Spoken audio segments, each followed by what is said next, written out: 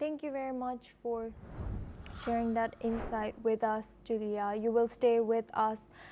As we move on to our next news, Chinese Foreign Minister Wang Yi has reaffirmed Beijing's support for peace talks to resolve the Ukraine crisis.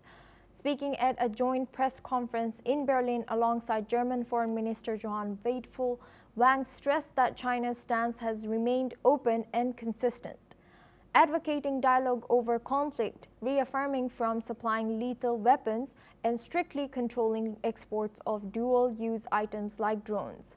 Wang, who is also a senior member of China's Communist Party, said Beijing has acted responsibly on the global stage, even launching the Friends of Peace initiative with Brazil and other global South nations at the United Nations to push for a ceasefire. He reiterated President Xi Jinping's view that complex problems have no simple fixes, but stressed that talking is always preferable to fighting.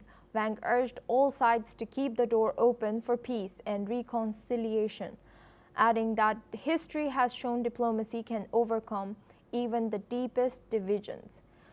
He also called on the international community to work towards a comprehensive, lasting, and binding peace agreement, and to help build a balanced and sustainable security framework for Europe. Wang is currently in Europe with stops in Brussels, Germany, and France as part of a diplomatic tour from June 30th to July 6th. Now we're going back with our guest discussion, Julia Kazdobina. She's joining us live from Kyiv. Julia, now that we see that China is speaking up on its stance and has been, how might China's stance of supporting peace talks without supplying lethal weapons influence the dynamics of the Ukraine crisis and the international response?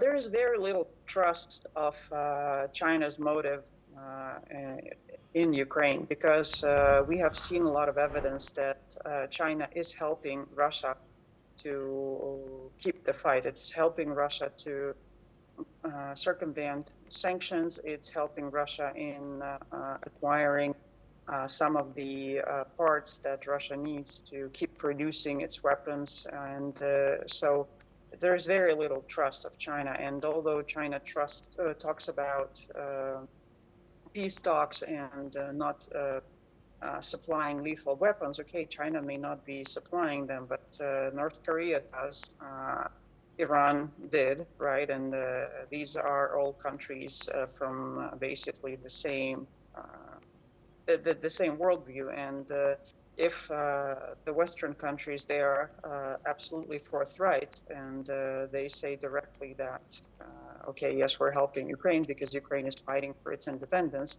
China says one thing and does a totally different thing. And of course, China is a big player at the international scene, and initially Ukraine was hopeful that China would be willing to put pressure on Russia to stop the war, because this is not a Ukraine crisis.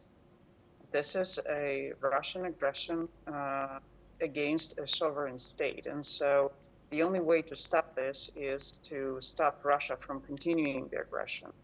And China may call for the ceasefire, but to achieve the ceasefire, they would need to put pressure on Russia. But neither China nor the US at this point is willing to do so. And so the war will continue, and we can launch as many initiatives as we want, and they can launch as many initiatives as they want. But unless they actually employ instruments and stop helping Russia while denying it, the war is not going to stop.